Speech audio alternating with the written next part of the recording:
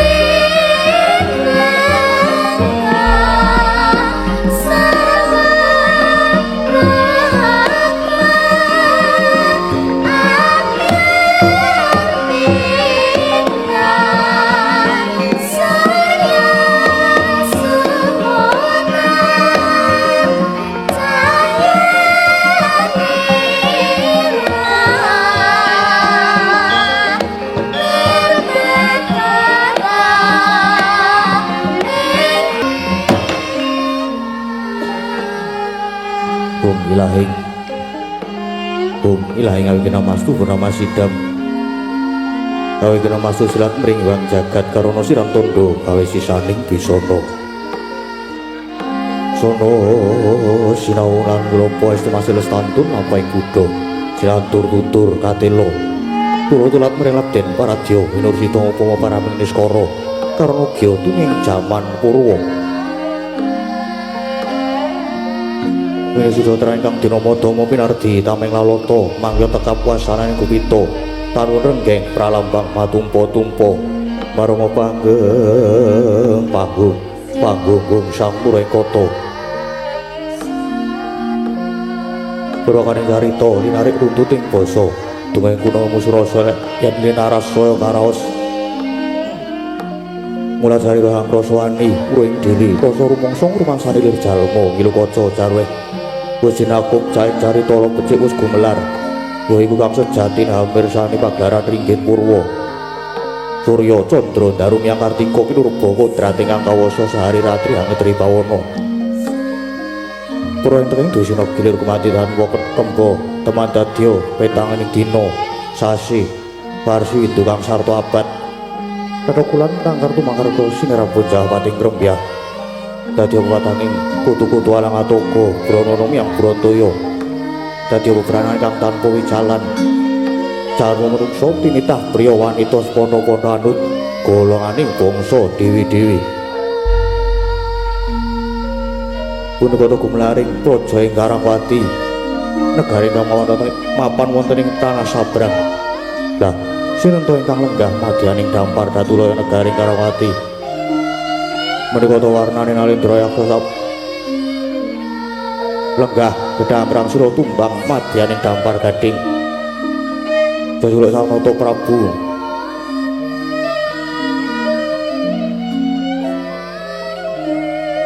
Ora Tigya kawis tunggal nadyan datan kathah sangyaning Nayaka Punggawa ingkang kepareng nyaket Paranire Sang Nata kepareng lenggah madyaning dampar sineba ingkang abdi kepatihan Ragyana Patih Kanthong Sekti mangaraken swanira tumenggung nala Kartika tuwin tumenggung Kartika Sari Pisajuga nedhen sapejagong kawis ing alremu pasuryane Sang Prabu Naratigya kadya wonten ingkang den penggalih mula swanipun Ragyana Patih sigra den awe anyaket piswanipun Patih Kanthong Sekti dadi mijiring pandika Sang Nata ingkang dereng kababaring lisan mecah swasana ing negari Karangwati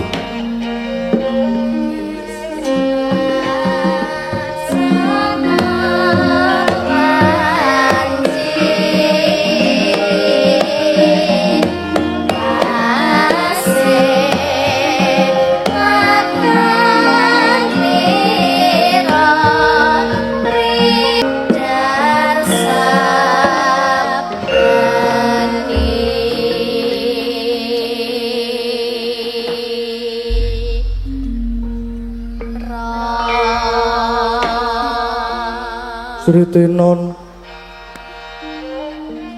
ning pasewakan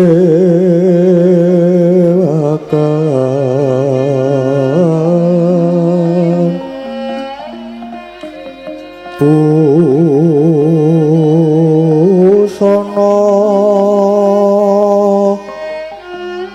maneka warna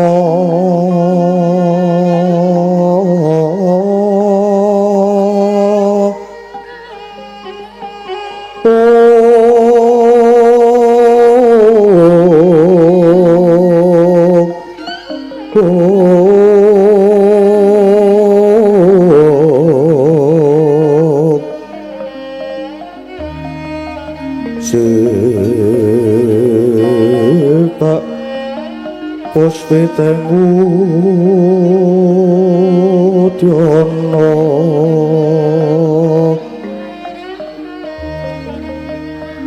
Miang Banjarah Saro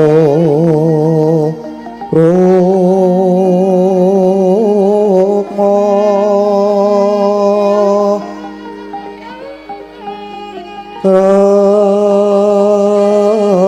Ranggeng manik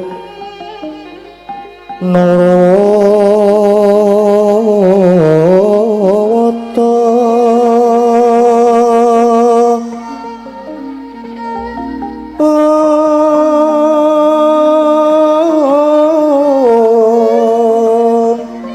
Ono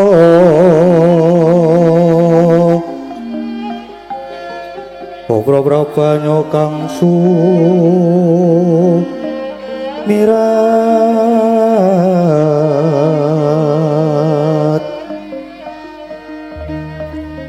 penyaring deco liarat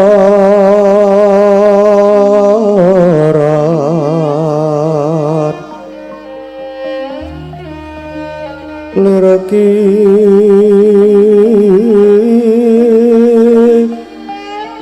Lati siring dati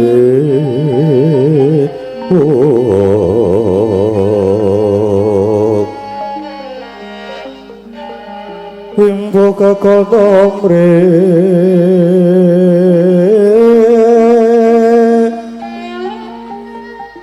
Minggit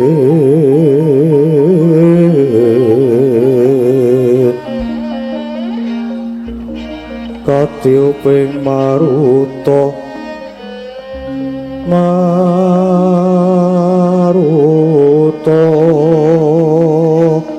Wondo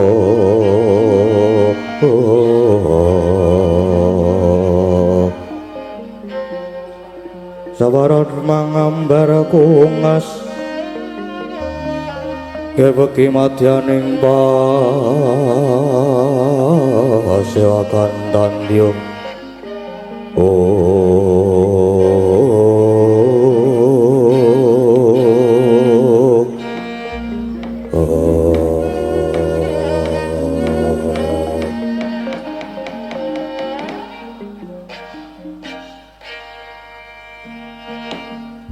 Jagat Dewa Bathara Patih Patih Kandhong Sekti Saudara nggonmu ngadhem ngersaning sun padha raharja sapratamu Patih Patih Kandhong Sekti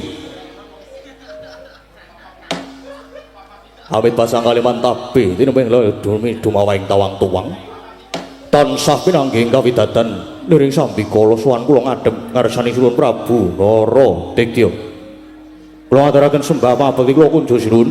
Yo, tak tampa gawe gedhening atiku ora liwat pangestuku tampanana Patih. Iki, O Prabu. Kula pundi saengga jimat paripi mugi andhayanana gesang kula, O Prabu. Lajeng menika wonten dawuh menapa, O Prabu? Monggo isih tumenggung Narakartika apa dene Kartika Sari padha raharja sapraptamu. Tansah pinanggih kawidadan sowan kula ngadhep ngarsanipun Sinuwun Prabu Naradigya.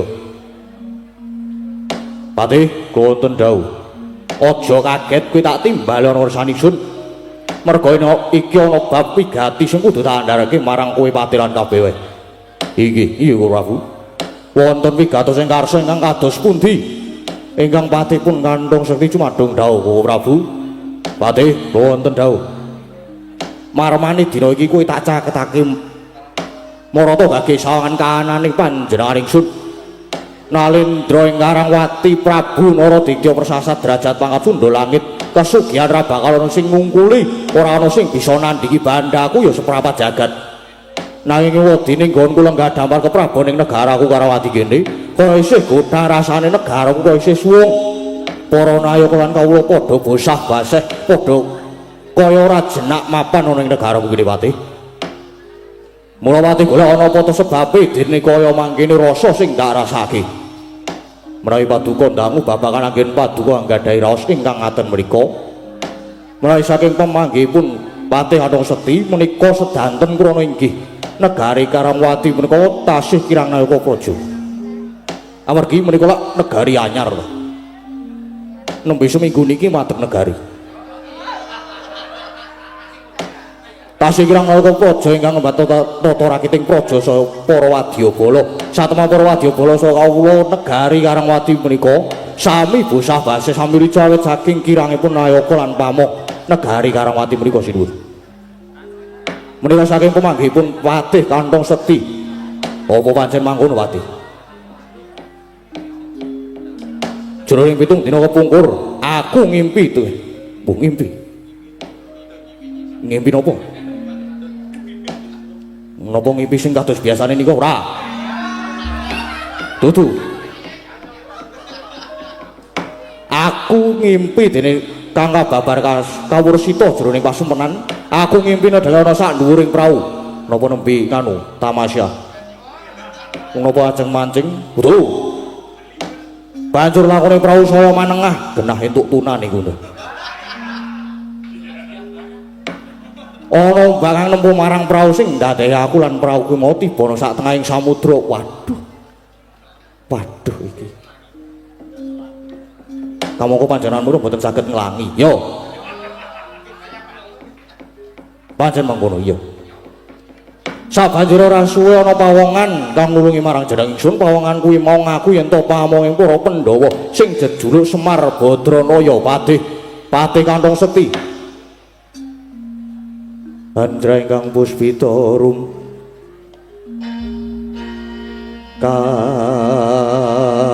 kasiring samira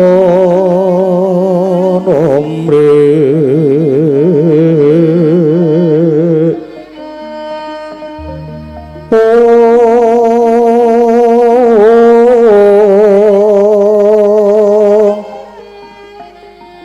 sekar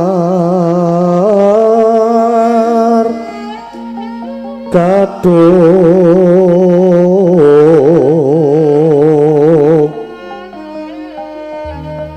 ko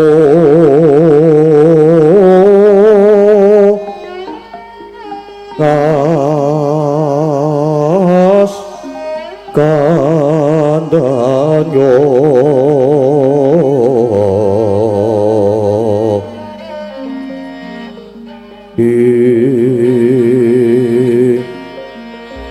maweh raras retnaning driya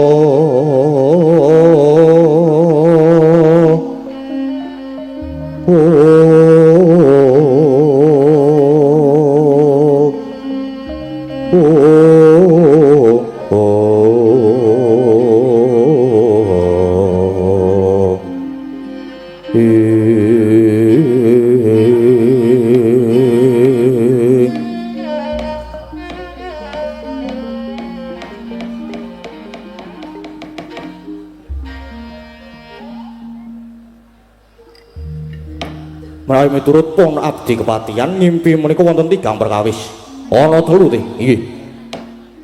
Inggih menika titioni titi laras titioni gondayani puspa tajem. Wondene impen ingkang badhe kababar menika ingkang sinebut ngimpi puspa tajem ya. Ngimpenku ngancik wanciku ya wanci puspa tajem bladalah. Lah menawi mekaten panjenengan benjang numpak prau terus kelelep menawi dados kasunyatan mekaten ora menapa ingkang dados impenipun Jenggaka Prabu menika mboten dangu malih bakal dados kasunyatan siun sigra-sigran permana kanca sigra ngraketa nawang sesangka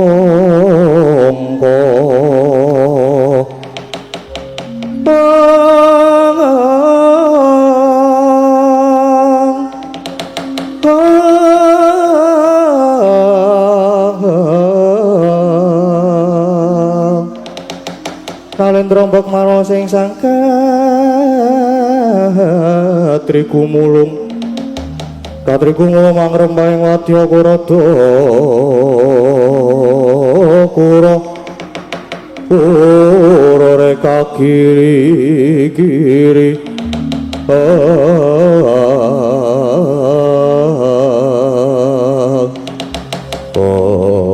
Wadi yen pancen mengkono apa kowe mangerti ana ngendi papan dununge Semar Badranaya yen kowe ngerti ana ngendi papan dununge Semar Badranaya ing dina iki mengko kowe lan sawadyabala negara Karangwadi kene nguruk sing dadi papan dununge Semar Badranaya boyong Semar Badranaya ning negaraku kene iki sinuwun saderengipun ngrembak babakan papan dununipun Semar Badranaya kula badhe matur sekedhik kepiye kowe arep matur apa Semar Badranaya niku pamonging para Pandhawa.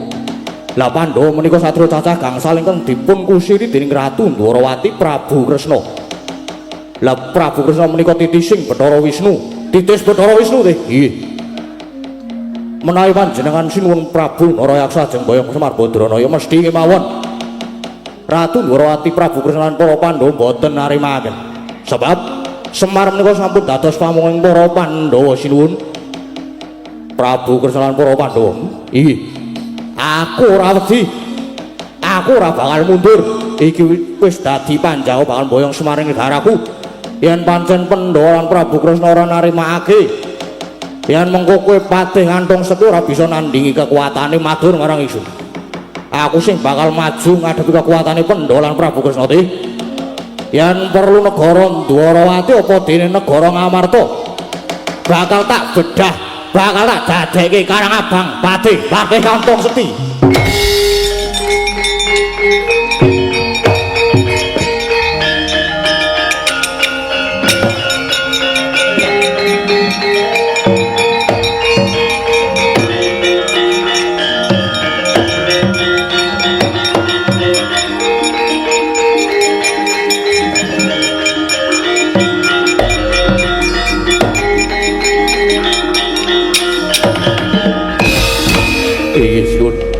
Menawi kowe ingkang dados kekajahan sinuwun Prabu Narayaksa kula namung sendika dawuh. Lajeng samenika menapa ingkang dados dawuhipun Koko Prabu? Patih ana ngendi papan dununge Semar Badranaya? Nggih. Papan dunungipun Semar Badranaya inggih menika wonten ing Padukuhan Karangkadempel inggih wonten ing Klampis Sireng sinuwun. Padukuhan Karangkadempel nggih. Yen mengkono ora sah dadak kesuwen. Ora sah dadak kesuwen kowe wae Patih Sawegana Wadyabala supaya ngluru kono Karangkadempel. Kiren boyong Semar Badranaya ingsun nedya kundur kedaton bali ana negara Karangwati kene kowe kudu wis oleh gawe lho niki ngestoaken dawuh Diaji nyuwun pamit nyuwun tambahing pangestu ya sing ati-ati aja kaya bocah cilik tumenggung Kartika Sari apa dene tumenggung Nalakartika wonten dawuh sinuwun wonten dawuh sinuwun tono lakone Patih kantong seti supaya nglumpukake Wadyabala nyawegake Wadyabala nguruk Karangkadempel niki sendika ngestoaken dawuh niki sendika ngestoaken dawuh sinuwun sing ati-ati tumenggung Nalakartika apa dene tumenggung Kartika Sari purna gatining parangkilan sanata arsa kundur kedaton jlok saking dampar kinepit gambaran gading kadharaken sangyaning Purban Jati manggung ketanggung Jaka paloro-loro ingkang sami hampir lupa saking keprabon kawis tinggal saking Mandura tindaknya Sri Naranata lamun katinron kaya tansah sesanti kamulyane.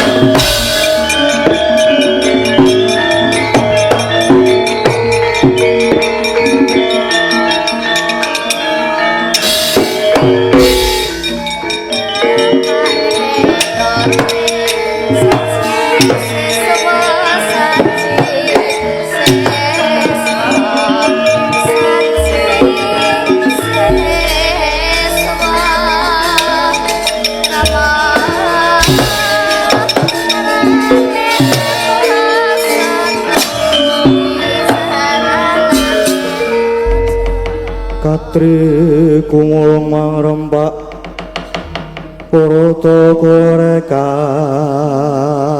kiri Nananggono gawe gelar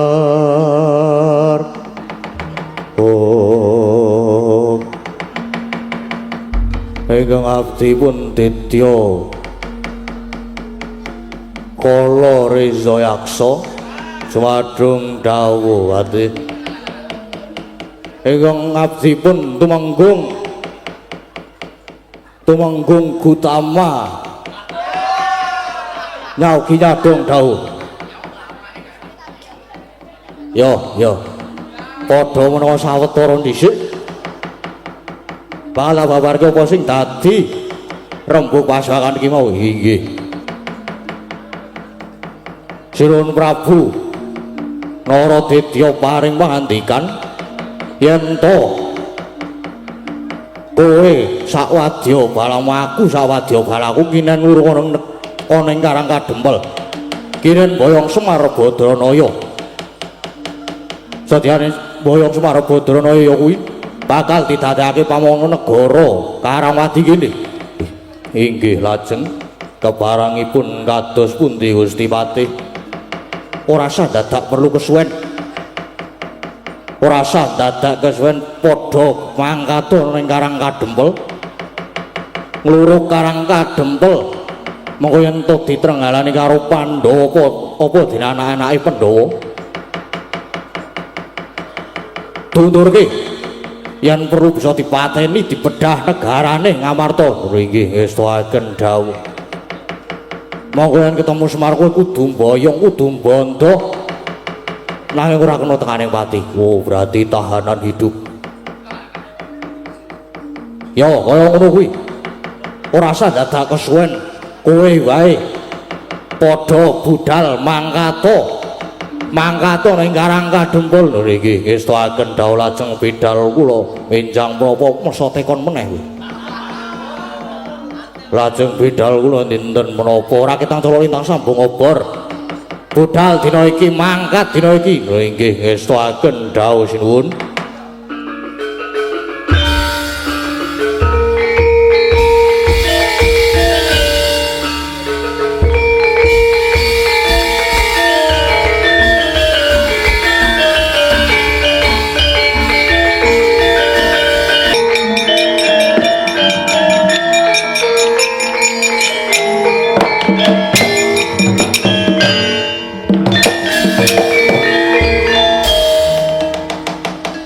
Papato prangguling mungsuh papakawatnya bentar papakane ngaloko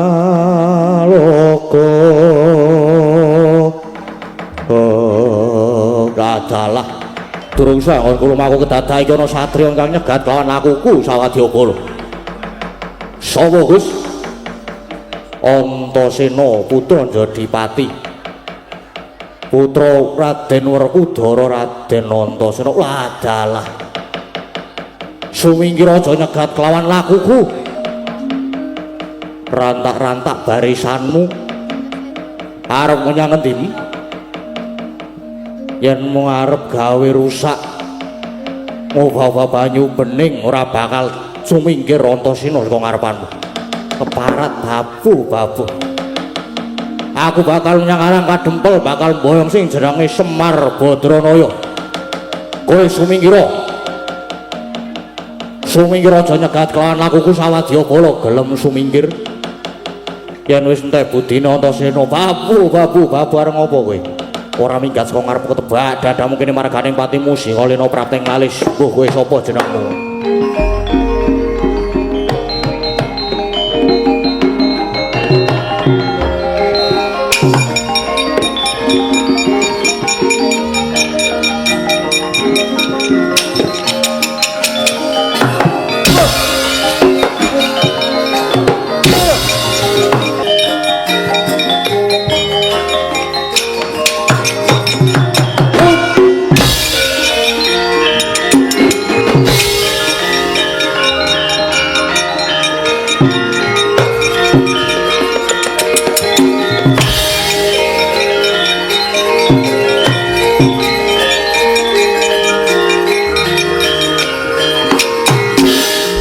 Sopo iki mabur muduna cekel nek iso. Idiot. Ut.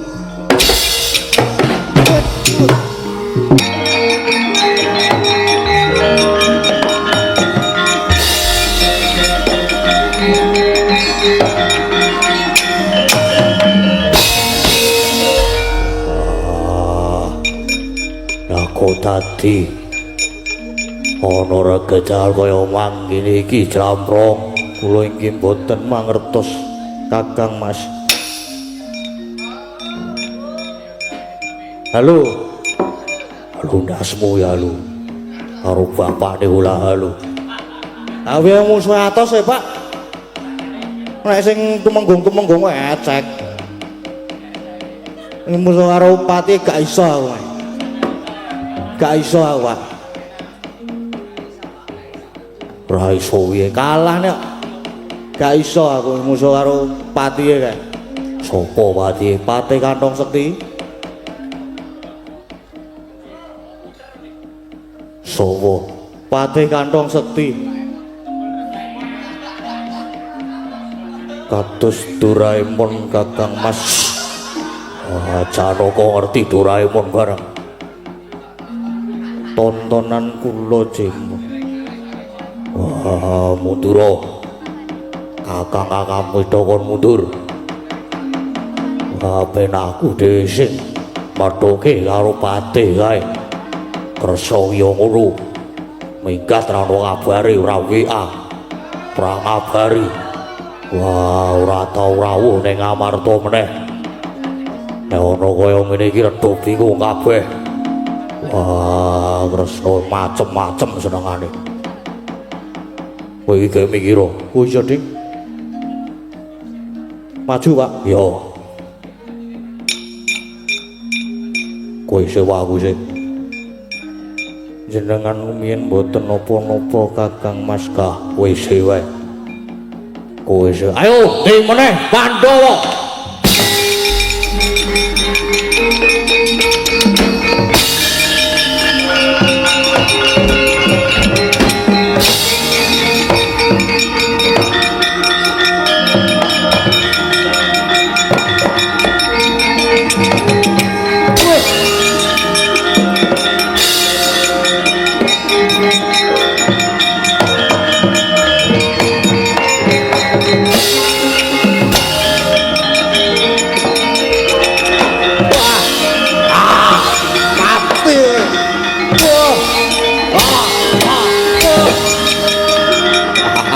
Ayo, nih Kakang nih.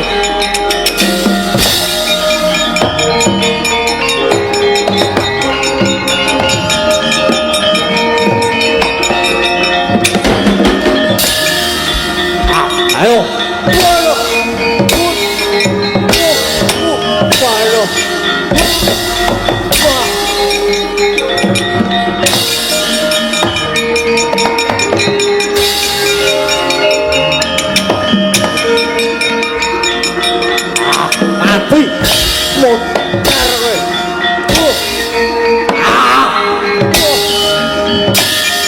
Ayo.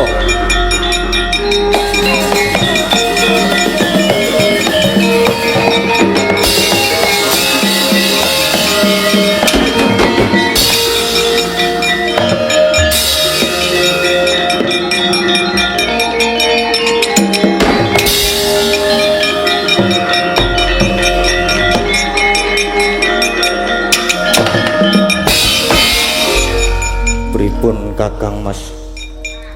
Ampuh. Wah. Kepiye iki? Kanane Pendho karo Amarta dadi kaya ngene. Wah, iki aku kudu kepiye? Criteng kakangku ya ora tau rawuh meneh. Wah. Awake Pandhawa kudu kepiye Jlamrong? Wah, matur karo barep kakangku.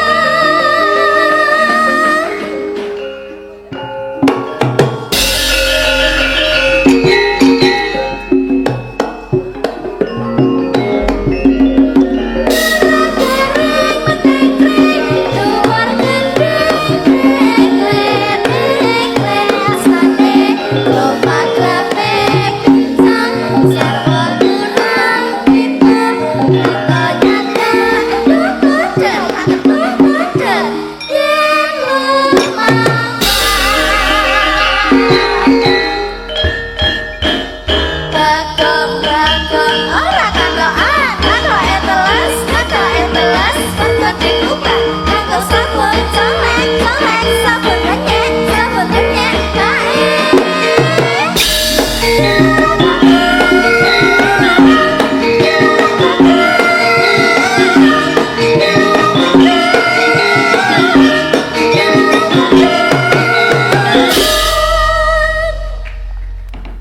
Gara-garane kok beda karo adate, Gong.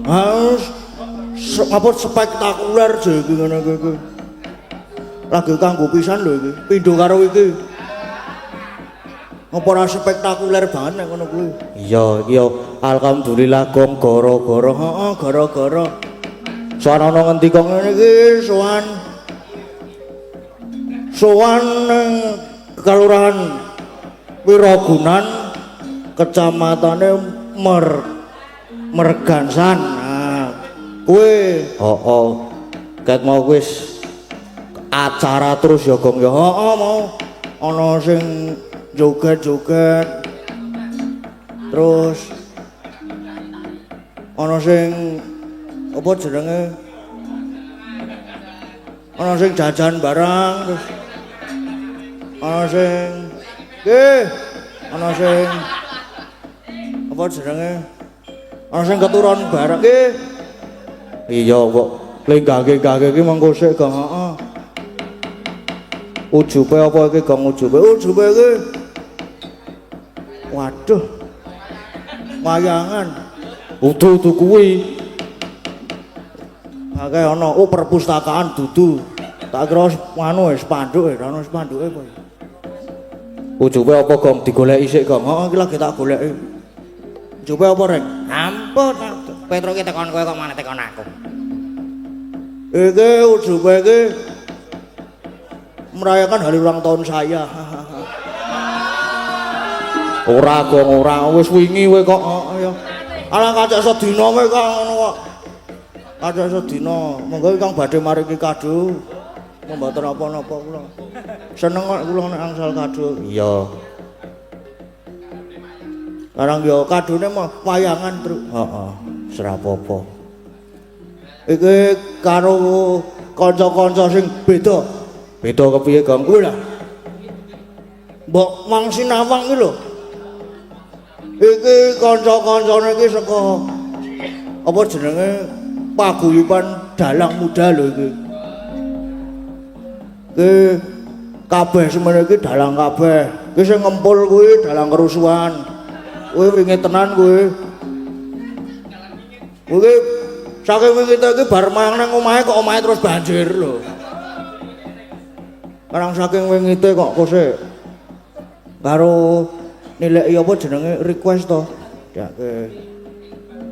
Heeh, iki acara gayeng kaya mangkene iki Piye Gong? iki mujudake kerukunan lho ngene iki. Heeh, iso ngadani acara gedhe gayeng ira jamak kaya ngene. Heeh. Iki mujudake kerukunane para warga masyarakat Wiragunan kene. Iya.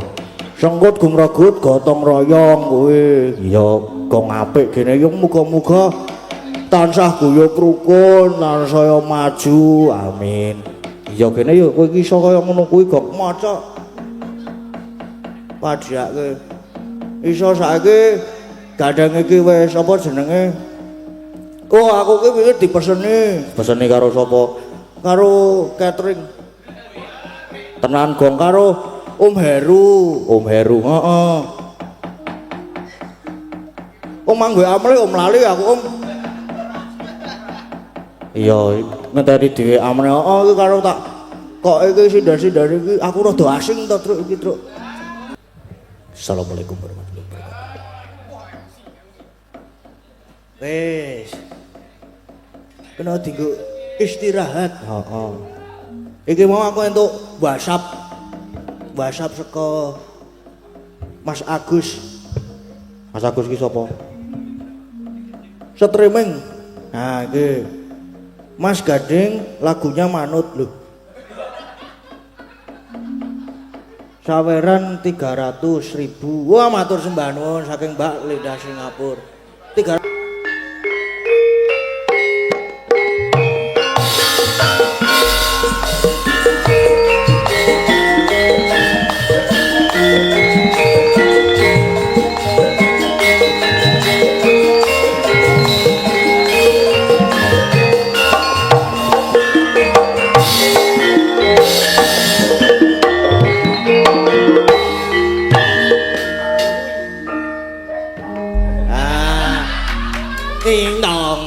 lilit. Apik kok ora apa-apa. Inovasi baru ngene iki. Harap garapan kok. Ayo, sepote.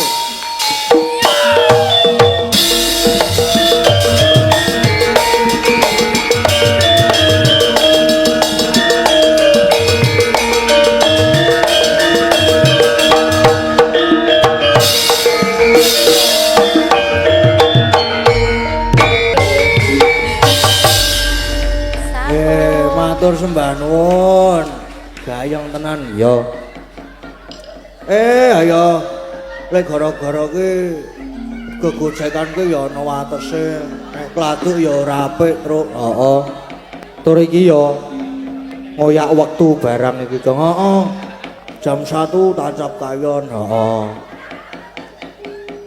Sebo apa, Gong? Ayo sebo. Nganggo apa? Playon wae yo.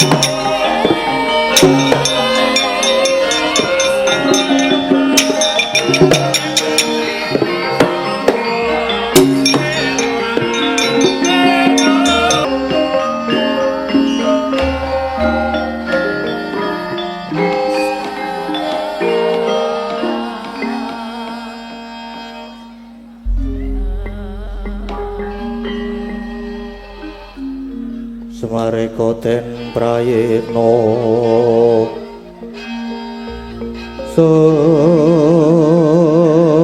semuriris eko bali nityane kandaya ndi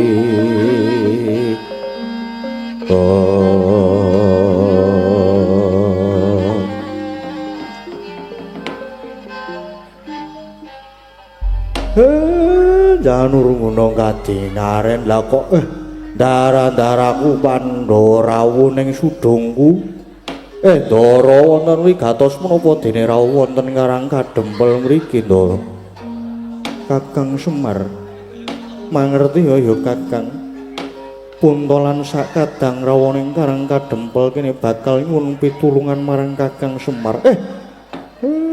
Pitulungan kados pundi lah kok tiba-tiba banget minta pertolongan nyuwun pitulungan dateng Semar menika. Enten napa? Wonten menapa to sinuwun? Ya Kakang Semar.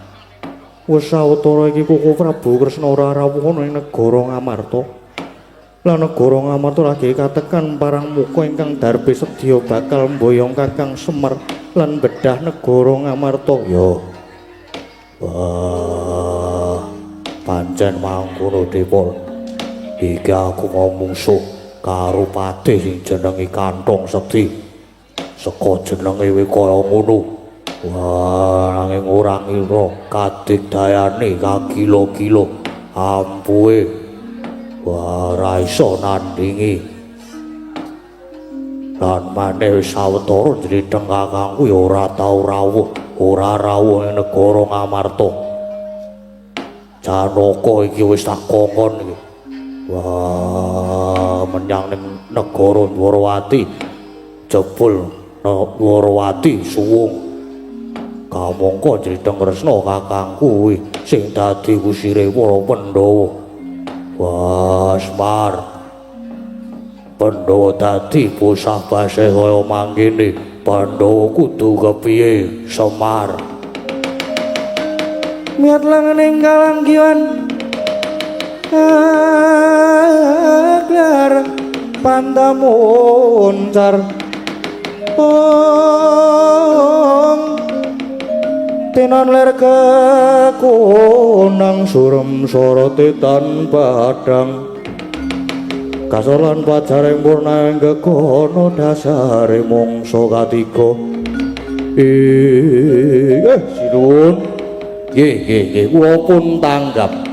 Nggih, Ndara kula Pandhawa parang mungka ingkang rawan wonten negari Ngamarta menika nggadahi sedya badhe boyong dhateng pun Semar. Iya Kakang mangkono. Arep boyong Semar kok sing arep dibedah malah Ngamarta.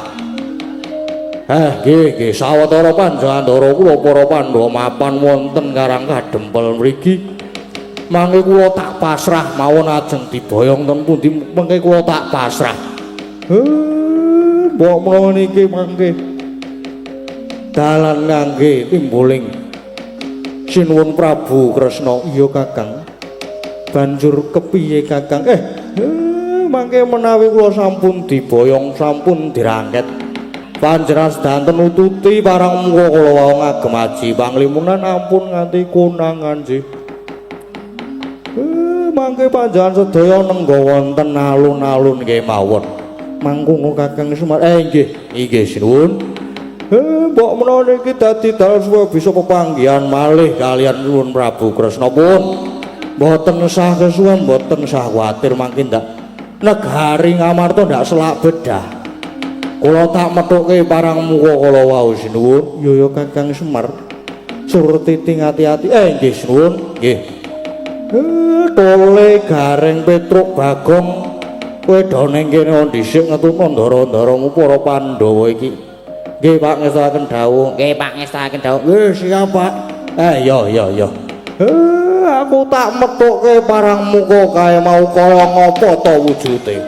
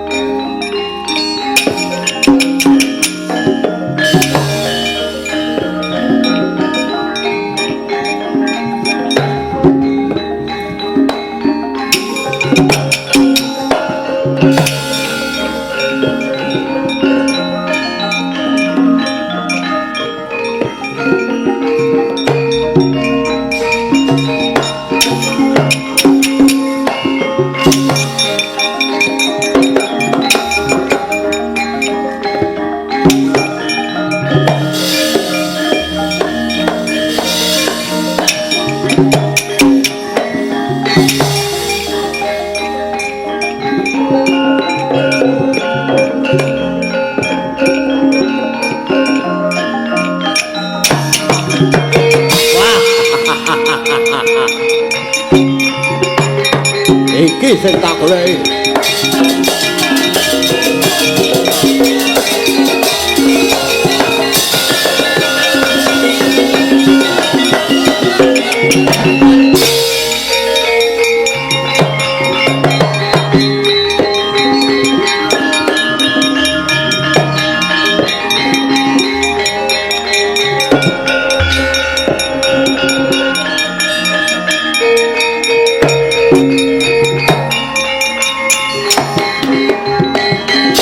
Rata kati Sraya Indraksasa Maruta Pawana kono maragana Gadalah. Iki sing tak goleki. Semar Badranaya. Iya nggih kula sampun mangertos yen panjenengan lajeng boyong Semar niku kula pun ngertos ya pancen sediaku teko ana kene iki ngarep boyong karo kowe Kowe gelem tak boyong apa ora menawi ajeng boyong kula niku nggih pun boten sah dadak nganggo bedah negarane wong sing digoleki aku kok sing dibedah negarane ndara-ndaraku kuwi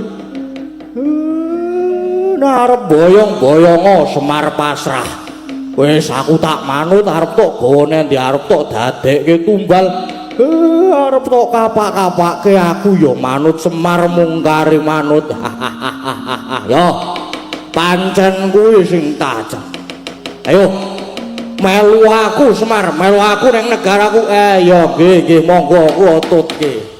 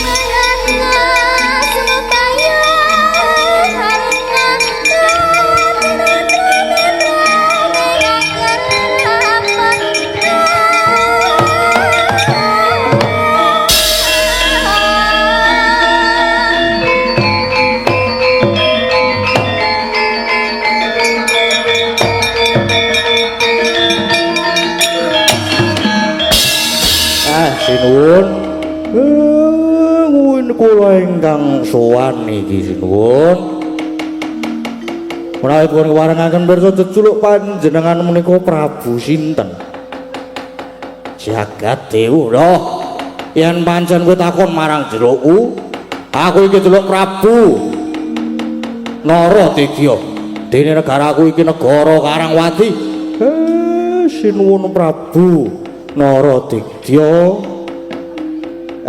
negari Karangwati yo sinuwun lah kok boten panjenengan piyambak ingkang rawuh wonten negari Ngamarta malah dawuh marang patih menika iki kamangka ingkang darbi sedya mboyong kula menika lak panjenengan.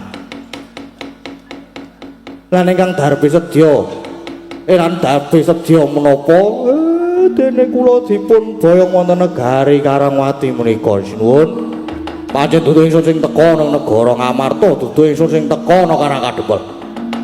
Sebab ingsun wis percaya marang kadigdayane patih kantong sedhi.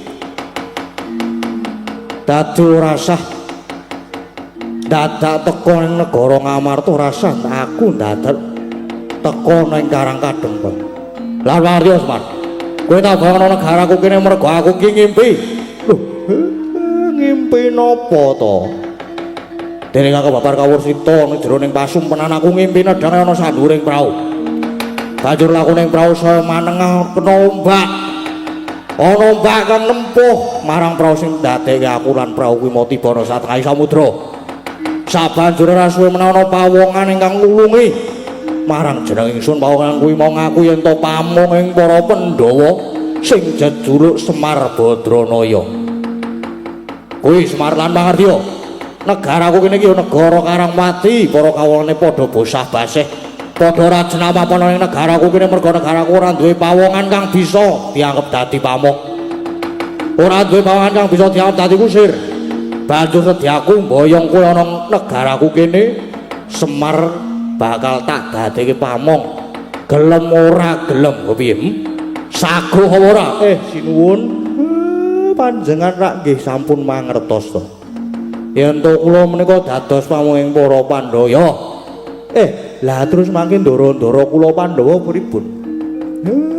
Menawi kula dados pamunging negari Karangwati mriki batur kados pundi kedadeane negari Ngamarta lan ndara-ndara kula Pandhawa. Oh ladalah. Kowe wis bisa tabah ning negaraku gelem ora gelem kowe kudu lenggah ning negaraku.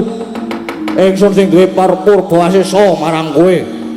Mula ora sah dadak kesun kowe gelem apa ora tak dadekke pamong ana negaraku. Menawi kula purun niku enten syaratipun. Syarat sranane apa? Kowe njaluk wujuding Brana Picis apa kudu tak jolek busana sing sarwa mas sinten lan samanunggalane. Kangge Patur Semar. Sinuwun. Boten. Syaratipun niku namung setunggal. Kalih ding kok setunggal. Menapa panjenengan kiat nampane pusaka kula? Walah dalah. Jebul mung arep ngejak congkrah wis merem. Yo, kok ngopo pusakamu gage tamakno? Yen pusakamu kowe ora temu marang panjenengan ingsun, kowe Semar kudu dadi pamong ing negaraku. Inggih. Inggih nanging kula nyuwun. Panyuwunan kula ingkang kaping kalih anggen kula namake pusaka niki. Wonten ngajengipun ndara-ndara kula para Pandhawa pripun sinuwun? Yo, ora dadi ngopo? Banjur saiki ndaramu Pandhawa kuwi ana ngendi? Pandhawa saiki ana ngendi? Sareh sakniki ndara-ndara kula Pandhawa sampun mapan wonten ing alun-alun negari Karangwati menika sinuwun.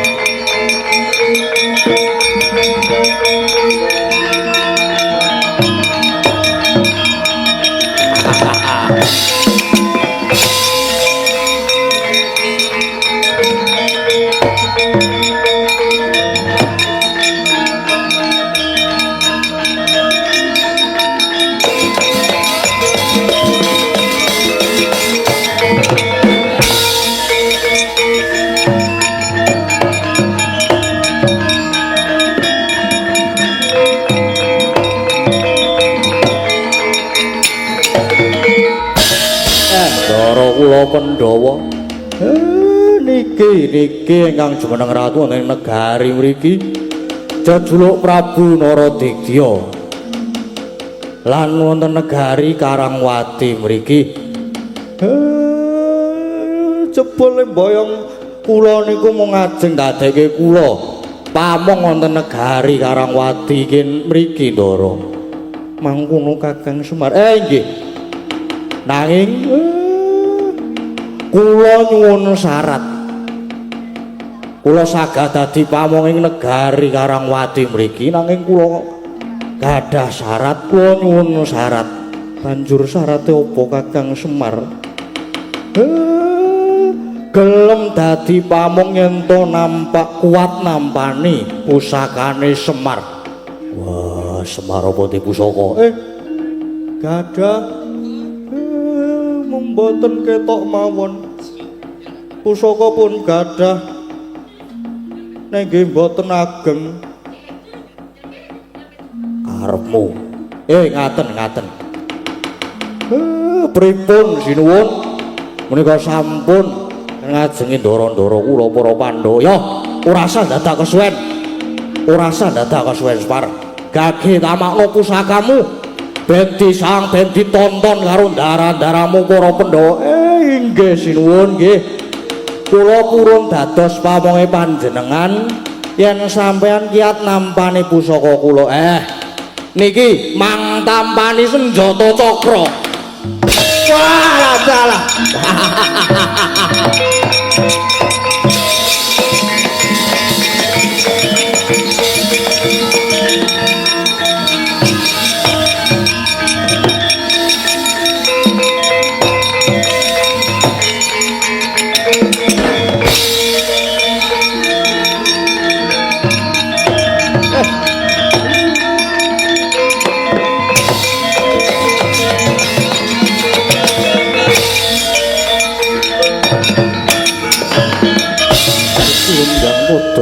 ya nggih pancen panjenengan ulun ingkang ngemong marang Jagati Kresna pancen iki kabeh saka reka dayane ulun mun kepengin nyoba marang jeneng kita para Pandhawa yen to ditinggal karo kusire apa para Pandhawa bisa lumaku tanpa Kresna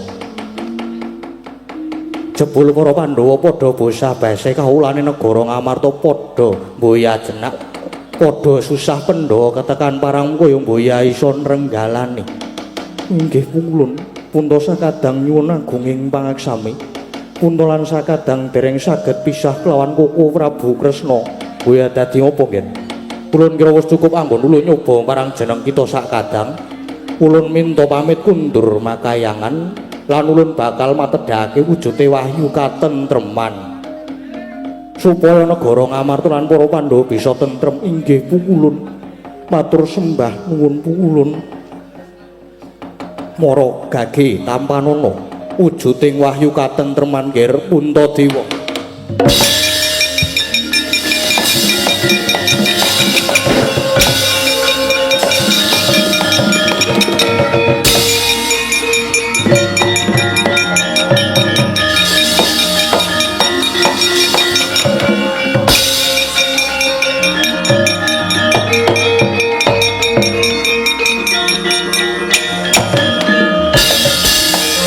niki iki jane lakon apa to niki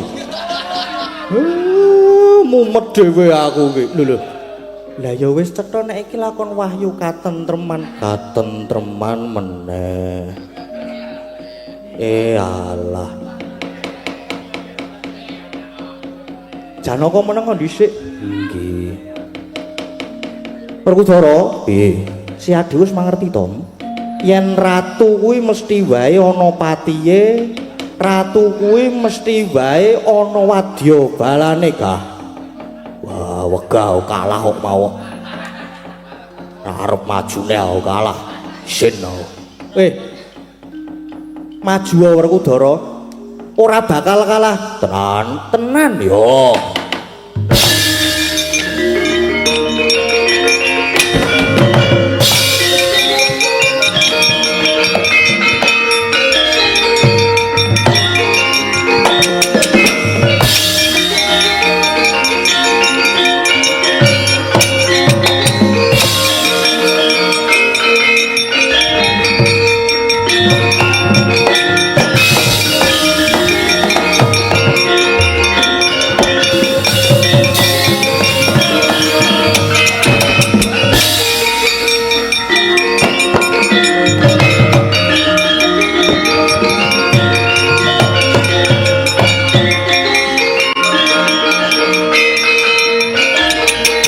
Ojar.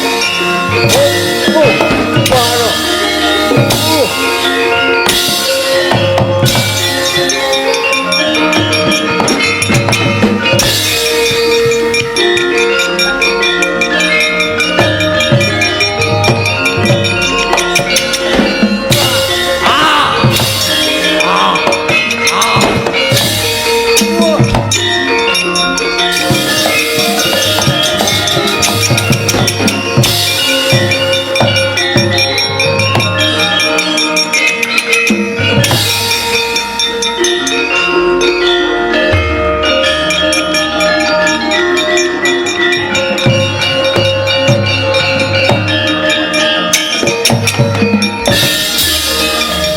Werkudara, aduh yang Jare sapa ora kalah?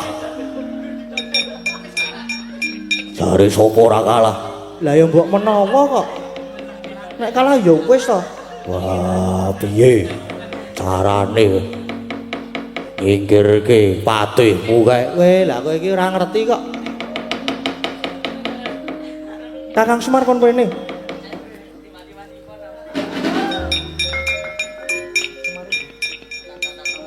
Bar, Depol Kula.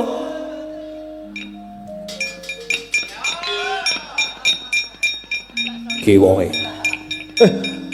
Ana wong penak-penak nang ngeblek kok terus dijunjung. Pripun Ndara? Kakang Semar. Kula. Patihku kae karo tumenggung wadya balaku kae ora bakal iso kalah yen ora mungsuh karo Kakang Semar. Ah masak sih? Kula kok mboten percaya coba maju to. Maju Kakang Semar. Nggih, kula tak maju.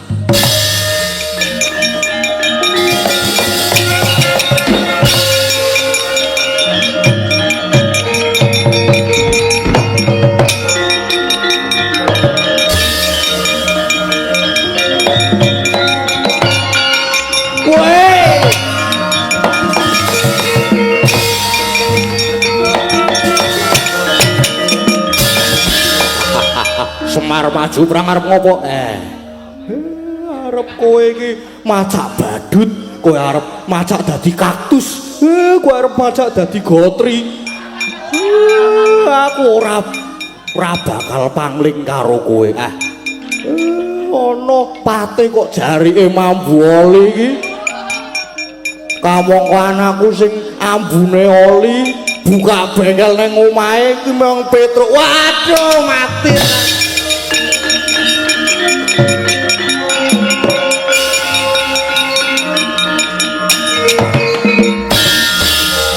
Petruk karo sapa? Lha mung dijak lho, Pak. Lha mung dijak kali Singgun Prabu Kresna. Nika tesih kalih kon rene. Sini.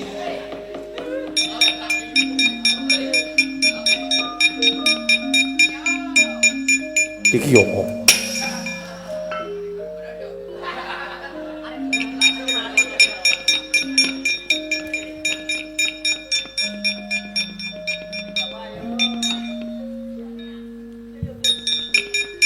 Amuk Suramrata, Jayamrata.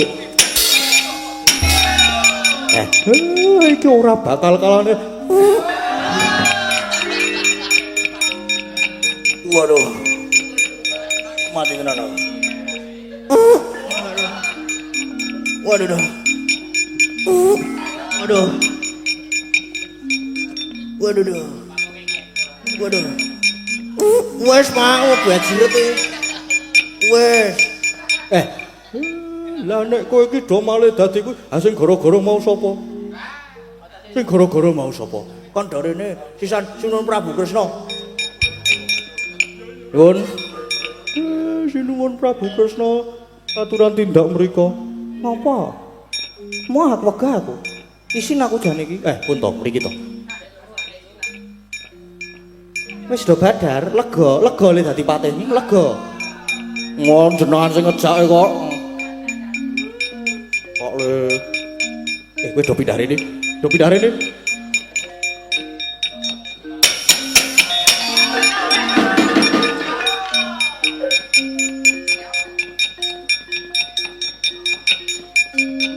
Pedhak nggih.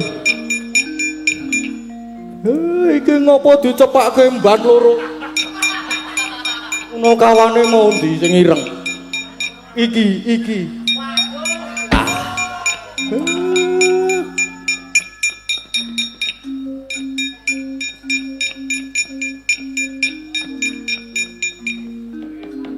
Aku ngaturke panuwun ya. Wis do gelem bantu marang aku. Ngrekoso tenan. Pun boten apa-apa penting bayari mundak. Ya, wis tak undake. Wis tak undake. Kowe iki do salino iki lakone wis arep rampung. Oh nggih, ngeslaken dawuh.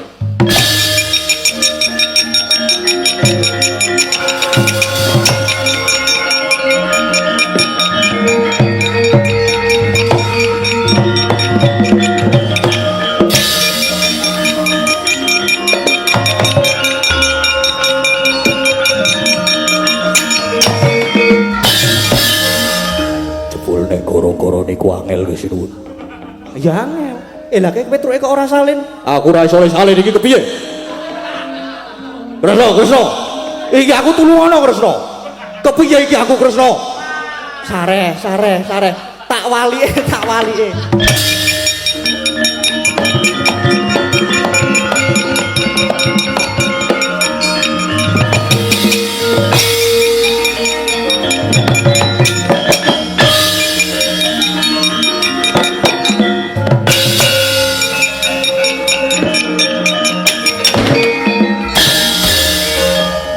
Pun kurang ajar kowe iki.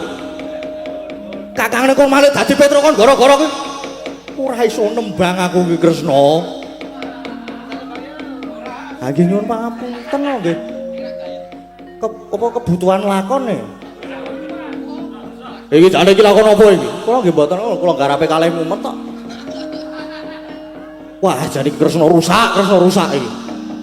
Mulih madur.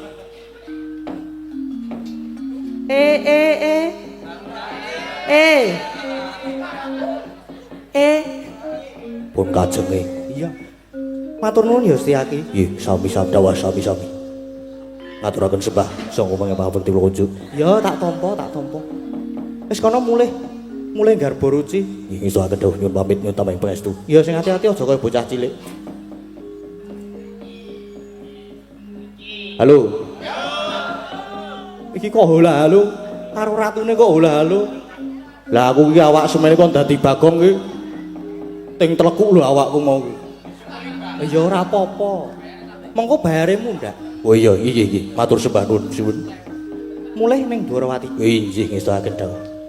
Penting bayare mundak beres. Perkudara. Perkudara. Sik. Nggih. Kae lho. Sawangen kewat ya balaku. Lek kumpul entuk saka ngendi kae mbok diundurke ndak mung gawe reget ning Amarta.